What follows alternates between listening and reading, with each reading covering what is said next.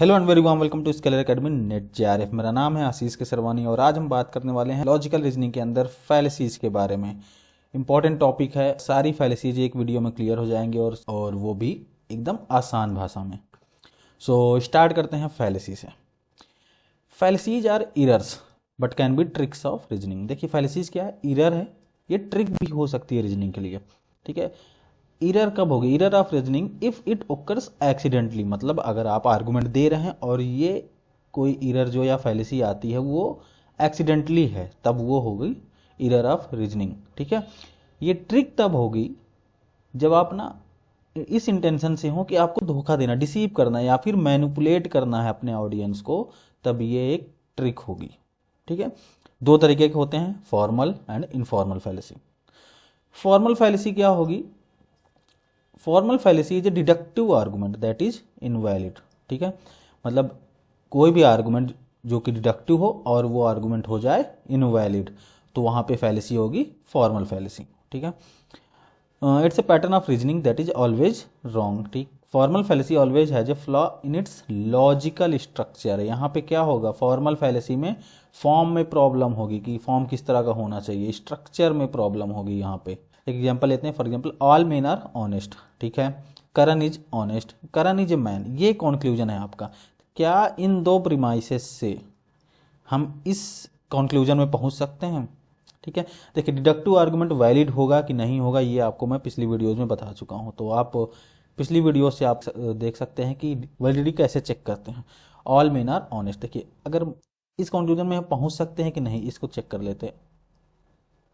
ये हो गया, अगर ऑनेस्ट का अगर हम सर्कल बनाएं और करण इज ऑनेस्ट, ठीक है, ऑल मेन आर ऑनेस्ट, ये हो गया ऑल मेन का।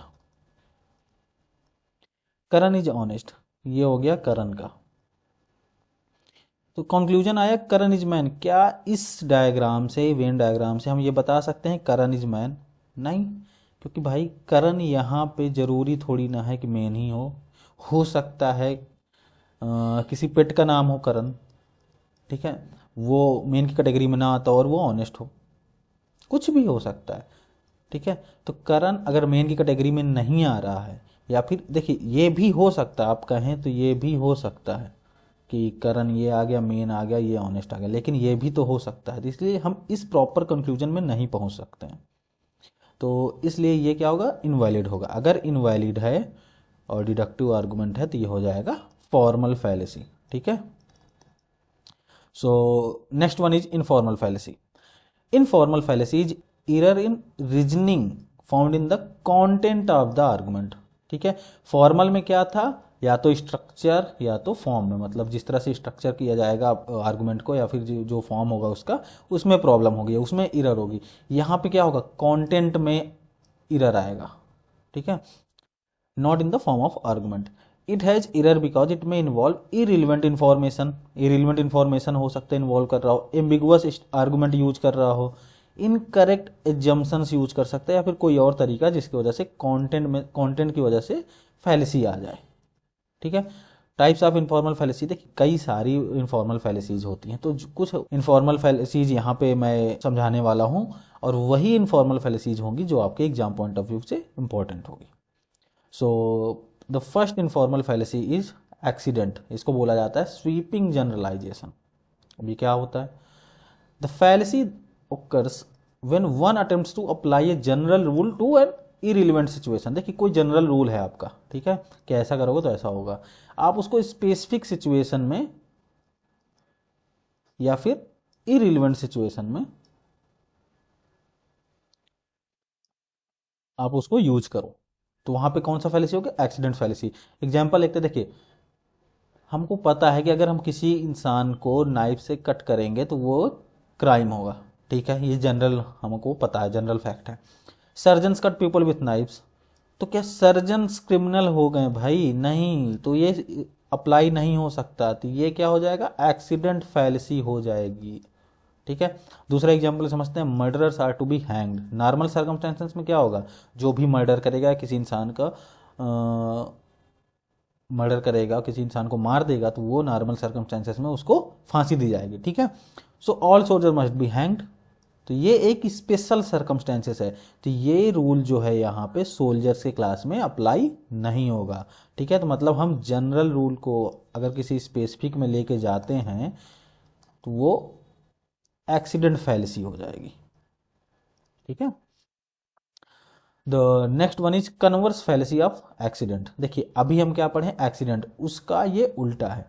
यहाँ पे क्या होगा, कोई चीज़ अगर स्पेशल केस में, स्पेशल केस को हम ब्लाइंडली एक्सटेंड कर दें जनरल सर्कमस्टेंसेस के लिए, तो वहाँ पे होगा कन्वर्स फैलेसी ऑफ एक्सीडेंट। ठीक है, तो एग्जाम्पल देखते हैं, every person I met speaks Hindi, मैं जिससे भी मिलता हूँ वो हिंदी बोल रहा है। इसका मतलब क्या होगा, it's so it must be true that every person speaks Hindi. तो इसका मतलब ये थोड़ी ना हो जाएगा कि जितने भी लोग अर्थ में रह रहे हैं वो सभी हिंदी बोल रहे हैं, ऐसा नहीं है। ठीक है, तो ये मेरी लिमिटेशंस है ना कि मैं जितने लोगों से मिल रहा हूँ वो हिंदी ही बोलते हैं। ठीक है, तो आप इस स्पेशल कंडीशन को जनरलाइज नहीं कर सकते। तो अगर इस तरह के कोई आर्गुमेंट होता है तो वो आएगा कन्वर्स फैलेसी ऑफ एक्सीडेंट में। पेटियो प्रिंसिपी, इसका मतलब होता है, इसको और भी नामों से जानते हैं, जैसे begging the question, assuming the conclusion और सर्कुलर आर्गुमेंट। ठीक है, सर्कुलर आर्गुमेंट के नाम से भी आ जाता है क्वेश्चन में। This is committed when in our attempt to prove we assume what has to be proved, मतलब जो भी हमको प्रूव करना है हम वो पहले ही एज्यूम कर लेते हैं कि वो सही है। ठीक है, वो वही चीज से हम स्टार्ट करते हैं और घूम के वहीं पे पहुंच जाते हैं। ठीक, जैसे एग्जांपल देखते हैं, green is the best colour because it is the greenest of all colours. मतलब देखिए, this statement claims that colour green is best because it is greenest. Obvious सी बात है ना, ग्रीन कलर ही ग्रीनेस्ट होगा ना, ऐसा तो है नहीं कि येलो कलर हो जाएगा ग्रीनेस्ट। तो यहां पे क्या होगा, which is pre spouses it is best. यहाँ पे क्या बात होगी, it simply says that something is proved on the basis of itself. ठीक है, वो अपने खुद की वजह से प्रूव होगा कि भाई ये चीज सही है या फिर ये चीज गलत है। इस तरह के आर्गुमेंट को हम बोलेंगे पेटियो प्रिंसिपी फैलेसी। ठीक, so argumentum ad verecundiam, argument from authority. ठीक है, कोई अथॉरिटी का यूज करेंगे इसमें, an appeal to the testimony of an authority outside of authority's special kind of expertise. ठीक है, देखिए होता क्या है ना कि किसी अथॉरिटी का नाम लेंगे, किसी अथॉरिटी का नाम यूज करेंगे और बोलेंगे इस बंदे ने कोई चीज बोली है तो वो सही होगी, और एक्चुअल में वो अथॉरिटी का डोमेन ही दूसरा है। ठीक है, वो अथॉरिटी का डोमेन ही नहीं था वो चीज। ऐसे सीधे से बोलो कि ये इस अथॉरिटी की एक्सपर्टीज इस डोमेन में नहीं है, और इस डोमेन के बारे में बोला गया और आर्गुमेंट जो करने वाला है वो बोलता है कि इस अथॉरिटी ने बोला है तो ये सही होगा। ठीक है, अच्छा, we should abolish the death penalty, death penalty को अबॉलिश कर देना चाहिए। क्यों, क्योंकि many respected people such as actor Guy Handsome have publicly stated their opposition to it. ठीक है, आर्गुमेंट क्या आया कि डेथ पेनाल्टी को कैंसिल कर दो भाई। ठीक है, लेकिन क्यों कैंसिल कर दें, उसका रीजन ये दिया जा रहा है कि कई सारे रिस्पेक्टेड पीपल हैं, सोसाइटी में बहुत लोग हैं जो रिस्पेक्टेड हैं, जैसे कि एक्टर गाय हैंडसम। तो ये एक्टर गाय हैंडसम ने पब्लिकली बोला है कि वो अपोज करते हैं डेथ पेनाल्टी को, तो इसलिए इसको बंद कर देना चाहिए, आप अबॉलिश कर देना चाहिए। लेकिन क्या एक्टर होना ये जस्टिफाई करता है कि आप लॉ के बहुत अच्छे जानकार होंगे? नहीं ना। ये अगर एक्टिंग के बारे में अगर कुछ बोलें कि भाई एक्टिंग से रिलेटेड कोई चीज़ है और ये बोलें, तब ये एक अथॉरिटी, सही अथॉरिटी होंगे इस स्टेटमेंट के लिए। ठीक है, ये लॉ के लिए सही अथॉरिटी नहीं, क्योंकि ये जानकार उस चीज़ के नहीं है। ठीक है, अक्सर आप लोग देखते होंगे यूट्यूब पे या फिर कहीं पे भी सोशल मीडिया साइट्स पे चाणक्य नीति नाम लिखा जाएगा और चाणक्य बाबा की फोटो, और नीचे कई सारी चीज़ें लिख दी जाती हैं, ऐसा नहीं करना चाहिए, वैसा नहीं करना चाहिए, अगर आपको सक्सेस होना है तो ये मत करो, वो मत करो। ठीक है, अगर इस बंदे ने 100 चीज़ें बोली है ना, तो इसके नाम पे 1000 चीज़ें आपको मिल जाएंगी कि इन्होंने ये चीज़ बोली है, इन्होंने ये चीज़ बोली है, इसलिए आपको करना चाहिए। तो ये एक बेस्ट एग्जाम्पल है आर्गुमेंटम एड वेरिकंडियम का। सो argumentum ad populum, an argumentum An argumentum ad populum, Latin for appeal to the pupil, is a fallacious argument which is based on the claiming a truth or affirming something is good because the majority thinks so. देखिए, कोई चीज़ सही है, मतलब आप ये कह रहे हैं कि x सही है, क्यों? उसका रीजन ये दे रहे हैं क्योंकि मेजोरिटी ऑफ द पीपल मानते हैं कि ये चीज़ सही है, ठीक है। तो इसके बेस पे अगर आप कह रहे हैं कि x सही है, तो इसका मतलब आप आर्गुमेंटम एट पॉपुलम फैलेसी को यूज कर रहे हैं अपने आर्गुमेंट को प्रूव करने के लिए, ठीक है। Everyone drives over the speed limit, so it should not be against the law. अब आपको क्या लगता है कि स्पीड लिमिट से ऊपर अगर सब लोग कार ड्राइव कर रहे हैं या फिर बाइक ड्राइव कर रहे हैं, तो इसका मतलब क्या है कि वो अगेंस्ट द लॉ नहीं है, ठीक है। तो ये सब कर रहे हैं इसलिए आप मान लिए कि वो अगेंस्ट द लॉ नहीं है। तो ये हो जाएगा आर्गुमेंटम एट पॉपुलम। ये क्वेश्चन इंपॉर्टेंट है, आता है, अक्सर आ जाता है। देखिए, एक डोनाल्ड ट्रंप का एक अच्छा एग्जाम्पल है, many people have said I am the world's greatest writer of 140 character sentences. तो हम क्या मान लें? नहीं मान सकते ना। तो खैर, बस इतना ही। The next one is argumentum ad misericordiam. ये अपील टू पिटी, किसी से सिंपैथी ले लो, ठीक है। The argument attempts to persuade by provoking irrelevant feeling of sympathy, ठीक है। इरिलेवेंट मतलब सिंपैथी लेना लेकिन वो इरिलेवेंट हो, उसके दम पे आप आर्गुमेंट रख रहे हैं। For example, you should not find the defendant guilty of the murder since it could break his poor mother's heart to see him sent to jail. किसी इंसान ने मर्डर कर दिया, तो वो आर्गुमेंट क्या रखे, वो मतलब उसके पक्ष का जो लॉयर होगा वो आर्गुमेंट ये रखे कि आप इसको जेल मत भेजिए। क्यों? क्योंकि इसके मदर का दिल टूट जाएगा उसको जेल में जाते हुए देखकर। तो क्या ये सही है? नहीं, ये इरर है, इरर ऑफ रीजनिंग। ये किस तरह का इरर है या फिर किस तरह की फैलेसी है? आर्गुमेंटम एड मिसेरिकॉर्डियम, ठीक है। तो एक एग्जांपल और है, how can you convict this man of murdering his mother, he is an orphan, ठीक है। मतलब ये बंदा अपनी मदर का मर्डर कर देता है और वकील क्या कहता है कि आप इसको सजा कैसे दे सकते हैं क्योंकि ये ऑर्फन हो गया या फिर ये ऑर्फन है, ठीक है, इसका अब कोई नहीं है, तो इसको आप सजा कैसे दे रहे हैं? तब ये लोग एकदम भावुक हो जाएंगे, उसके हिसाब से डिसीजन लेंगे। तो ये एक आर्गुमेंट है जो कि फैलेसियस आर्गुमेंट है। आर्गुमेंटम एड बैकुलम, ये भी इंपॉर्टेंट है, क्वेश्चंस में अक्सर आ जाता है। इसका मतलब होता है argument to the cudgel or appeal to the stick, ठीक है। Is the fallacy committed when one makes an appeal to force to bring about the acceptance of a conclusion.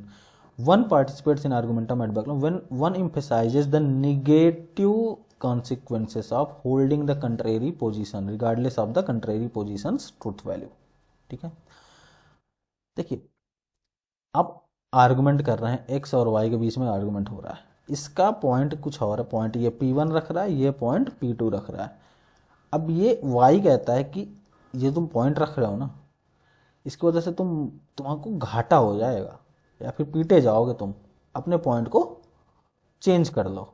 तो एक्स डर के पॉइंट P2 को अपना लेता है, ठीक है, इस व्यू को अपना लेता है। एक तरीके से डर दिखा देना कि भाई ये मत कर देना, नहीं तो देख लेना तुम्हारे साथ अगले दिन क्या होगा, ठीक है। तो example, if you don't join our demonstration against the expansion of the park, ठीक है। एक डिमॉन्स्ट्रेशन चल रहा है या फिर एक प्रोटेस्ट चल रहा है against the expansion of the park का एक्सपेंशन हो रहा है, उसके खिलाफ डिमॉन्स्ट्रेशन हो रहा है। We will evict you from your apartment. अब कह क्या रहे हैं कि अगर आप ज्वाइन नहीं करोगे इस प्रोटेस्ट को तो आपको आपके अपार्टमेंट से बाहर कर दिया जाएगा। So you should join our demonstration against the expansion of the park, इसलिए आपको हमारी बात माननी पड़ेगी। एक एग्जांपल ये भी है, प्रोफेसर को बोला जा रहा है कि जब नंबर दे रहे होगे ना क्लास में मुझे, तो ये बात को याद रखना कि मेरा बाप डीन है, ठीक है। ऐसे धमकी दी जाती है ना कि मेरा बाप कौन है, तो बस कुछ ऐसा ही। तो वो जो धमकी देते हैं कि तुम जानते नहीं हो कि मेरा बाप कौन है या फिर मेरे ऊपर कौन है, तो वो होता है आर्गुमेंटम एड बैकुलम फैलेसी, ठीक है। आर्गुमेंटम एड इग्नोरेंसियम, इसमें क्या होगा? इग्नोरेंस की बात होगी, ठीक है। Also known appeal to ignorance, in which ignorance represents a lack of contrary evidence मतलब देखिए जो भी आर्गुमेंट है उसके खिलाफ आपके पास कोई एविडेंस ही नहीं है, तो वो हो जाएगा ignorance. Is a fallacy in informal logic, ठीक है। It asserts that a proposition is true because it has not yet been proven false, or a proposition is false because it has not yet been proven true. कोई चीज true है, क्यों? क्योंकि ये अभी तक फॉल्स नहीं हुई है। कोई चीज फॉल्स है इसलिए क्योंकि ये अभी तक ट्रू प्रूव नहीं हुई, मतलब जो अगर प्रूव हुई है तभी हम मानेंगे, अगर नहीं प्रूव हुई है तो हम मानेंगे नहीं उस बात को, ठीक है। एग्जाम्पल लेते हैं, God must exist since no one can demonstrate that God doesn't exist, मतलब कोई अभी तक यही नहीं बता पाया ना कि गॉड एग्जिस्ट नहीं करते। प्रूफ दो भाई क्यों एग्जिस्ट नहीं करते हैं, इस चीज़ का प्रूफ दे दो तो हम मान लेंगे कि गॉड एग्जिस्ट नहीं करते हैं, लेकिन तब तक हम मानेंगे गॉड मस्ट एग्जिस्ट। जो उल्टा भी हो जाता है कि प्रूफ दो कि भाई गॉड एग्जिस्ट करते हैं, अगर प्रूफ दोगे कि आप गॉड एग्जिस्ट करते हैं तभी हम मानेंगे गॉड एग्जिस्ट करते हैं, नहीं तो हम मानेंगे गॉड एग्जिस्ट नहीं करते हैं, ठीक है। दोनों तरीके से इसमें एग्जाम्पल आ जाता है, ये भी इंपॉर्टेंट है। आर्गुमेंट एड होमिनम, ठीक है।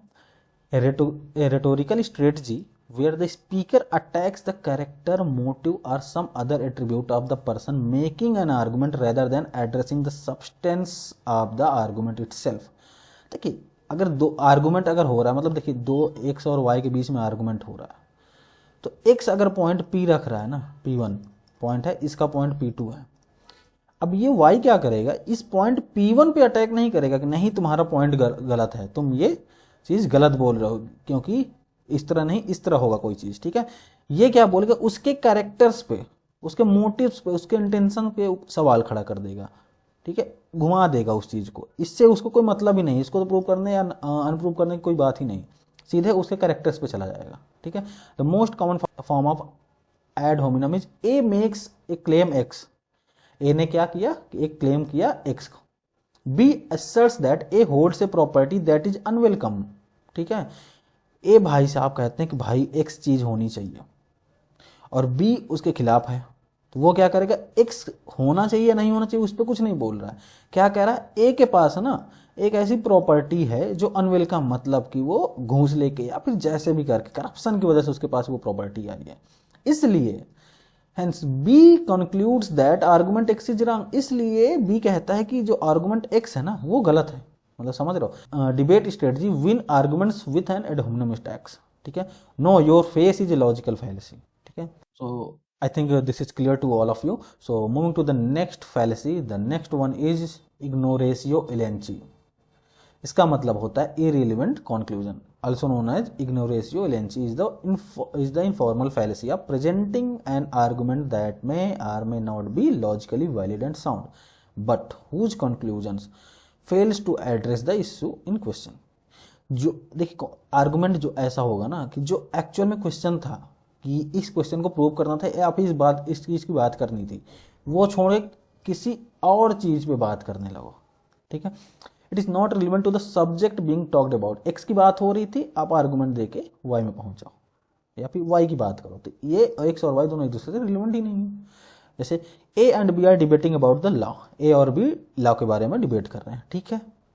Does the law allow me to do that, A कहता है कि क्या लॉ अलाउ करता है मुझे कोई चीज काम करने के लिए, वो मतलब एक तरीके से पूछ भी रहा हो तो। बी क्या कहता है, My neighbor John believes that the law should allow you to do that because of this and that, ठीक है। जॉन बिलीव करता है, मतलब बी कहता है कि मेरा नेबर है जिसका नाम जॉन है, वो बिलीव करता है law should allow you to do that. B miss the point, actual point क्या था कि क्या लॉ अलाउ करता है कि नहीं, सिंपल यस और नो से काम खत्म हो जाना चाहिए, लेकिन उसने क्या किया, वो बिलीव करता है, उसका नेबर बिलीव करता है होना चाहिए या नहीं होना चाहिए, एक्चुअल में यस और नो से काम चल जाता है। B miss the point, the question was not if B's neighbour believe that law should allow but rather if the law does allow it और नॉट, ठीक है। लॉ अलाउ करता है कि नहीं, यस और नो की बात थी, लेकिन घुमा के बात की गई कि मेरा नेबर जॉन वो बिलीव करता है कि अलाउ करना चाहिए। सो यहाँ इस तरह के जब आर्गुमेंट आएंगे तो उसमें होगा इग्नोरेशियो एलेंची, इसका मतलब इररिलेवेंट कंक्लूजन। तो next one is complex question, अक्सर हो जाता है, ये कॉमेडी में बहुत यूज होता है। A complex question is a fallacy in which the answer to a given question presupposes a prior answer to a prior question, ठीक है। पहले से ही सपोज कर लो कि ये क्वेश्चन का आंसर ये होगा। Also known as or closely related to a loaded question, trick question भी होता है। एक्चुअली अक्सर ना ये जब कॉमेडी होती है या फिर कभी मजाक उड़ाते हैं किसी का ना, तो तब इस तरह के क्वेश्चंस यूज किए जाते हैं उसमें अक्सर। जैसे have you stopped beating your wife. देखिए पहले इसने एक चीज तो क्लियर कर ली कि पहले वो बीट करता था, मतलब पहले अपनी वाइफ को वो मारता था। अगर यस बोल रहा है तो पहले मारता था, नो बोल रहा है तो मतलब पहले तो मारता था, अभी भी मारता है। ठीक है, तो मतलब पहले से एक आंसर उसको पता है कि हाँ वो पीटता था अपनी बीवी को, अपनी वाइफ को पीटता था। Did your misleading claims results in you getting promoted. ठीक है, तो ये भी एक पहली चीज क्लियर हो रही है कि मिसलीडिंग क्लेम्स थे उसके। ठीक है, so I think it is clear to all of you. Complex question के बाद आता है स्ट्रॉमैन आर्गुमेंट। स्ट्रॉमैन आर्गुमेंट में क्या होगा? Straw man fallacy is a form of argument and an informal fallacy of having the impression of refuting an argument, whereas the real subject of the argument was not addressed or refuted but instead replaced with the false one। मतलब इसमें होगा क्या, लगेगा कि एक argument को cancel out किया जा रहा है दूसरे बंदे के द्वारा, लेकिन उस आर्गुमेंट को टच भी नहीं किया जा रहा है। वो दूसरा पॉइंट रख के अपने से बोलेगा कि ये आर्गुमेंट तुम्हारा था और हम इसको खारिज कर रहे हैं। ठीक है, one who engages in this fallacy is said to be attacking a straw man. ठीक है, एग्जांपल देखते हैं। And given my contribution to this paper I think that I deserve to share credit with the first author. ठीक, देखिए ये बंदा क्या कहता है कि मुझे ऑथरशिप मिलनी चाहिए, मतलब जो मेरा कंट्रीब्यूशन था किसी काम में उसके अकॉर्डिंग मुझे ऑथरशिप मिलना चाहिए। मतलब अगर मैं फर्स्ट ऑथर मिलना चाहिए या सेकंड ऑथर मिलना चाहिए, और फिर उसके मेरे काम के अकॉर्डिंग मिलना चाहिए। ठीक है, तो वो अपना आर्गुमेंट रखता है कि मेरे काम के अकॉर्डिंग मुझे ऑथरशिप मिलना चाहिए। So fame is more important to you than science. Oh that's sad. ये बंदा क्या कहता है, आर्गुमेंट इसका क्या होना चाहिए कि नहीं तुम्हारा कंट्रीब्यूशन इतना नहीं था कि आपको ये ऑथर फर्स्ट या सेकंड ऑथरशिप दिया जाए, बट ये क्या आर्गुमेंट रख रहा है, ओ तुम्हारे लिए फेम ज़्यादा इंपॉर्टेंट है साइंस से ज़्यादा, मतलब फेम ज़्यादा इंपॉर्टेंट हो गया साइंस से। सो ये आर्गुमेंट इस बंदे ने तो दिया नहीं, तो क्या बोलते हैं, what I didn't say that, मतलब मैंने तो ऐसा कुछ बोला ही नहीं। तो ये बंदा इस तरह की बात तो कर ही नहीं रहा कि मेरे लिए फेम ज़्यादा इंपॉर्टेंट है। ये बंदा कह रहा है कि मैं जो डिजर्व कर रहा हूँ मुझे वो चीज़ चाहिए, और इसने बंदे ने वो उसको छोड़ के किसी अपने से एक पॉइंट ऐड किया और उसको ऐसे घुमा दिया कि वो इसको रिजेक्ट कर रहा हो। ठीक है, so this fallacy is the straw man argument fallacy. ये अक्सर आ भी जाता है क्वेश्चंस में। स्लिपरी स्लोप, देखिए स्लिपरी स्लोप में क्या होगा कि एक बार आप फिसल गए ना तो बार बार एक चेन रिएक्शन शुरू हो जाएगा कि उसके बाद ये हो जाएगा, उसके बाद ये हो जाएगा, उसके बाद ये होगा, और ये जो होगा ना हमको पसंद नहीं है, हम उसको पसंद नहीं करेंगे। ठीक, कुछ इस तरह का। A slippery slope argument is an argument in which a party asserts that a relatively small first step leads to a chain of related events culminating in some significant, usually negative effect। ठीक है, देखिए कोई एक small first step लेंगे जिसकी वजह से chain of related events होंगे। ठीक है, और उसका एक सिग्निफिकेंट इफेक्ट होगा, जो कि इफेक्ट जो होगा वो निगेटिव होगा। The core of the slippery slope argument is that a specific decision under debate is likely to result in unintended consequences। ठीक है, एक डिसीजन अगर हम आप वहाँ पे कोई ले लेते हैं जो कि थोड़ा सा गलत डिसीजन हो जाएगा, तो उसकी वजह से ना चेन ऑफ डिसीजंस लेने पड़ जाएंगे कि इसके बाद ये हो जाएगा, इसके बाद ये हो जाएगा, और लास्ट में जो भी स्पेसिफिक डिसीजन होगा या फिर वो सिग्निफिकेंट इफेक्ट होगा वो हमको पसंद नहीं आएगा। ठीक है, जैसे एक एग्जांपल लेते हैं, lowering the voting age to 16 will make 14 year olds want to vote. देखिए होता क्या है ना, 18 ईयर्स मिनिमम एज होती है वोटिंग की। बात ये होती है कि यार 16 ईयर्स वाले भी तो समझदार होते हैं, उनको भी दे देना चाहिए। ये आपका फर्स्ट स्टेप हो जाएगा। अभी 18 है इसलिए 16 की बात हो रही, जब ये 16 हो जाएगा तो 14 ईयर्स वाले सोचेंगे कि यार हमको भी दे दो ना वोटिंग राइट्स, हमको क्यों नहीं मिल रहा है। जब 14 हो जाएगा तो थर्ड स्टेप आ जाएगा कि भाई 12 ईयर्स वाले भी डिमांड करना जाएंगे। जब 12 ईयर्स हो जाएगा तो कहेंगे 10 ईयर्स वाले भी कहेंगे हमको वोटिंग राइट्स होनी चाहिए, हम भी तो समझदार हैं, हम भी तो देश कैसे चलना चाहिए कैसे नहीं चलना चाहिए इसमें हमारा भागीदार ही होना चाहिए। ठीक है, तो इस तरह के कुछ अगर आर्गुमेंट होते हैं तो वो स्लिपरी स्लोप में जाता है।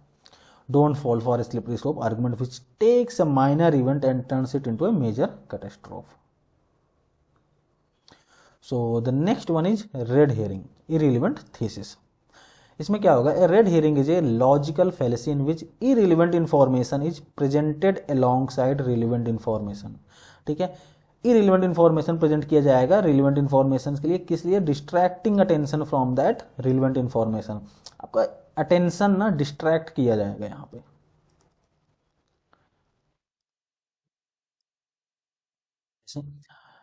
ये एक छोटी सी बच्ची है, वो देखती है एक टॉय और उसको देख के कहती है कि mom I want that toy. ठीक है, अब जाहिर सी बात है सबकी मम्मियों की तरह ये भी, अब कुछ तो बहाना चाहिए कि ना वो यहाँ से इसका दिमाग हटे। हनी लेट्स रस होम, जल्दी जल्दी घर चलते हैं। क्यों, यम्मी ट्रीट फॉर यू, घर में ना बहुत अच्छा ट्रीट है। ठीक है, तो अब इसके दिमाग में ना ये टॉय छोड़ो, केक या जो भी उसको अच्छा लग रहा हो उसका इमेजिनेशन चलेगा। तो वो क्या हो गया, डाइवर्ट हो गया किड्स का अटेंशन। तो इस तरह के जब कभी आर्गुमेंट होगा या फिर फैलेसी होगी तो वो होगी red herring fallacy. The next one is hasty generalization. The hasty generalization fallacy is sometimes called the over generalization fallacy. It is basically making a claim based on evidence that is just too small. कोई एक छोटा सा आपके पास evidence हो, उसके according ना आप पूरी थ्योरी बना डालें। एक एविडेंस मिला, आप उसने उसकी वजह से पूरी पूरी थ्योरी रच दी, भाई वो सही नहीं है ना। तो essentially you can not make a claim and say that something is true if you have only an example or two as evidence. एक एग्जाम्पल, दो एग्जाम्पल देखें, आप कह दिए कि भैया इसकी वजह से ऐसा अगर होगा तो हमेशा ऐसा ही होगा, नहीं ऐसा नहीं होता ना। सो एग्जाम्पल देखते हैं। Did you here about the teenagers who vandalised the park downtown. ठीक है, ये लेडी पूछती हैं कि क्या तुमने इस बारे में सुना कि कुछ टीनेजर्स ने जिसने वेंडलाइज कर दिया पार्क डाउनटाउन को। तो ये लेडी कहती है नो। तो ये बंदा कहता है आई डिड, मैंने सुना है। Teenagers are so irresponsible and destructive. मतलब क्या, अगर एक सिचुएशन अगर ऐसी होती है कि टीनेजर्स ने कुछ गड़बड़ कर दिया तो फैलेसी क्या करेगी कि भाई टीनेजर्स होते ही ऐसे हैं, इरिस्पॉन्सिबल होते हैं, डिस्ट्रक्टिव होते हैं। ठीक है, मतलब एक छोटे से इंफॉर्मेशन की वजह से आप पूरा का पूरे टीनेजर्स को गलत ठहरा दिए। ठीक, तो ये इस तरह के जब पहले आर्गुमेंट्स होंगे या फिर इस तरह की फैलेसीज को बोला जाएगा हेस्टी जनरलाइजेशन। ठीक है, चलिए जल्दी ओवर जनरलाइजेशन कर देना। So next one is stacking the deck fallacy. refers to when an argument ignores, rejects or omits the evidences supporting the opposite side. ठीक है, leaving one side of an argument completely। एक कहते हैं ना कि एक सिक्के के दो पहलू होते हैं, हर एक सिचुएशन के दो पहलू होते हैं। पहले कोई सिचुएशन को जज करने के लिए हमको कॉन्टेक्स्ट पता होना चाहिए। ठीक है, तो एक अगर कोई एक आर्गुमेंट है उसके दो पॉइंट हैं, एक पॉइंट एक्स एक पॉइंट वाई, तो आप एक्स को कहें टाटा बाय बाय और वाई को आप एक्सेप्ट कर लें। ठीक है, तो यहाँ पे हो गया टाटा बाय बाय खत्म और यहाँ पे वाई हो गया आपका एक्सेप्टेड आर्गुमेंट। तो ये एक फैलेसी है, फैलेसी का नाम होगा stacking the deck fallacy. Example देखते हैं। I should get an award because I attended all the practices. ठीक है, मुझे मिलना चाहिए अवार्ड, क्यों, क्योंकि मैंने अटेंड किया सभी प्रैक्टिसेस, जितने भी प्रैक्टिसेस थे मैंने सब अटेंड कर दिया। हाउएवर आई फेल्ड, मैं फेल हुआ किस चीज में, to mention that I did not have my equipment and I did not perform well in the field। तो भैया कहाँ से मिल जाएगा अवार्ड। तो बात वही हुई कि आपने प्रैक्टिस किया, सभी प्रैक्टिस को अटेंड किया, तो इसकी वजह से आपको अवार्ड मिलना चाहिए, लेकिन जब एक्चुअल में परफॉर्मेंस थी ना तब तो आप खुश निकल गए, तो कहाँ से मिलेगा। ठीक है, तो इस तरह के आर्गुमेंट होंगे तो स्टैकिंग द डेक फैलेसी होगा। Equivocation. Equivocation is an informal fallacy resulting from the use of a particular word expression in multiple senses within an argument। ठीक है, देखिए पर्टिकुलर वर्ड या फिर एक्सप्रेशन होगा, उसका मल्टीपल सेंस में वो मतलब वैल्यू निकल सकती है, उसका मतलब मल्टीपल हो सकते हैं, कई सारे मतलब हो सकते हैं एक ही आर्गुमेंट के अंदर। ठीक है, तो इस तरह के जब सिचुएशंस आते हैं या फिर इस तरह के आर्गुमेंट्स आते हैं वो इक्विवोकेशन के अंदर आते हैं। It is a type of ambiguity. Ambiguity generate होगी, ऑब्वियसली बात है, that seems from a phrase having two और more distinct meanings not from the grammar और स्ट्रक्चर ऑफ द। देखिए अब इसमें जो इक्विवोकेशन में जो फैलेसी आएगी ना, जो या फिर जो एम्बिग्यूटी आएगी, वो ग्रामर या फिर स्ट्रक्चर की वजह से नहीं आनी चाहिए, क्योंकि अभी बताऊंगा नेक्स्ट फैलेसी इसी तरह की है। तो ग्रामर और स्ट्रक्चर की वजह से नहीं आना चाहिए, ऐसे वर्ड या फ्रेज की वजह से आना चाहिए जिसके मीनिंग ना कई सारे हो जाए। जैसे a feather is light not heavy, देखिए यहाँ लाइट वर्ड यूज किया गया है। ए फेदर है जो कि लाइट है, मतलब यहाँ पे लाइट का मतलब नॉट हैवी, मतलब हल्का है। व्हाट इज लाइट, मतलब यहाँ पे क्या हो गया, ब्राइट है या डार्क है, इस तरह से बात हुई, मतलब ब्राइट है कि नहीं। व्हाट इज लाइट, जो भी ब्राइट होगा, कैन नॉट बी डार्क, जो ब्राइट होगा वो डार्क नहीं हो सकता। और फेदर क्या है, लाइट है, therefore A feather can not be dark. यहाँ पे लाइट का मतलब कुछ और था, यहाँ पे लाइट का मतलब कुछ और था। इन दोनों लाइट को एक बना के यहाँ पे एक आर्गुमेंट रख दिया गया, तो ये क्या हो गया, इक्विवोकेशन होगा। अब इस तरह की फैलेसी को बोलेंगे इक्विवोकेशन फैलेसी। ऑल ट्रीज है barks, every dog barks, therefore every dog is a tree. कि इस बाग्स का मतलब अलग, इस बाग्स का मतलब अलग है, ये पेड़ में होता है और ये कुत्ता चिल्लाता है। Fallacy of composition. The fallacy of composition is an informal fallacy that arises when one infers that something is true of the whole from the fact that it is true of some part of the whole. मतलब कोई चीज है, उसके एक छोटे से part को देखते हैं, आप उसको कहते हैं ओ इसमें यह होता है, तो इसका मतलब उसका जो वो जिस चीज का भी पार्ट होगा वो पूरा उसी तरह का होगा। ठीक है, जैसे अब यहाँ पे एक एग्जांपल बनी, जो कार है जो टायर से बनी हुई है। This tyre is made of rubber, tyre को देखते हैं और कहते हैं कि अरे ये तो रबर से बनी हुई है, तो इसका मतलब क्या हो, the vehicle of which it is a part is also made of rubber, मतलब जिस भी व्हीकल का ये पार्ट है वो भी रबर से बना हुआ है। मतलब आपने देखा भैया इसका टायर रबर का है, तो आपने कह दिया कि कार भी रबर की है, तो ये नहीं है ना। तो ये किस तरह की फैलेसी हुई, फैलेसी ऑफ कंपोजिशन। इसका उल्टा होगा फैलेसी ऑफ डिवीजन। तो उल्टा कैसे हो गया, this fallacy involves someone taking an attribute of a whole और a class and assuming that it must also necessarily be true of each part और मेंबर। मतलब आपने क्या किया कि किसी चीज का ना एट्रीब्यूट या फिर कैरेक्टरिस्टिक जो भी है उसको देख के आपने डिसाइड किया। अब आपने कहा कि इसका अगर ये एट्रीब्यूट है तो इसका जो पार्ट होगा वो भी सेम एट्रीब्यूट वाला होगा, तो ये भी जरूरी नहीं है। तो इस तरह की कोई बात होगी तो ये हो जाएगा फैलेसी ऑफ डिवीजन। एग्जाम्पल देखते हैं, water is made of hydrogen and oxygen. Water किससे मिलकर बना है, हाइड्रोजन एंड ऑक्सीजन से मिलकर बना है। And water is liquid, water की कैरेक्टरिस्टिक क्या है, ये वाटर लिक्विड है भाई। चलिए ठीक है, तो हाँ आप डिसीजन में ये पहुंचते हैं कि हाइड्रोजन एंड ऑक्सीजन दोनों लिक्विड हैं। जरूरी नहीं है ना, हाइड्रोजन गैस है, ऑक्सीजन भी गैस हो सकती है, लिक्विड फॉर्म में भी हो सकती है और गैसियस फॉर्म में भी हो सकती है। ठीक है, तो ये जरूरी नहीं ना कि अगर वाटर लिक्विड फॉर्म में है तो उसको देख के आप ये कह दें कि हाइड्रोजन भी गैस है और या फिर लिक्विड है, और O2 भी गैस है फिर लिक्विड है। Fallacy of amphi fallacy of amphiboly. The fallacy of empiboli happens when someone uses grammar or punctuation in a way that a statement could be interpreted as having more than one meaning, so it is unclear what is really meant. देखिए यहाँ पे क्या होगा, grammar की बात होगी, grammar की बात होगी, स्टेटमेंट की होगी, पंक्चुएशन ऐसे लगाएंगे कि उसमें प्रॉब्लम हो जाए। ठीक है, पंक्चुएशन कॉमेडी में भी यूज हो जाते हैं, इसका अक्सर आप लोग को मीम्स मिल जाएंगे इससे रिलेटेड। देखिए other names for the fallacy, the fallacy of ambiguity, ambiguity भी बोलते हैं, मिस यूजिंग एम्बिगिटी बोलते हैं, फैलेसी ऑफ अनक्लियरनेस भी बोलते हैं। देखिए एक एग्जांपल है यहाँ पे, स्लो चिल्ड्रन एट प्ले। इसका एक मतलब ये है कि कार जो है, बाइक्स, अगर ये जब ड्राइवर इनके जब पढ़ें ये पैम्पलेट तो वो या फिर ये साइन जब देखें तो वो स्लो हो जाए। क्यों, क्योंकि आगे बच्चे खेल रहे हैं।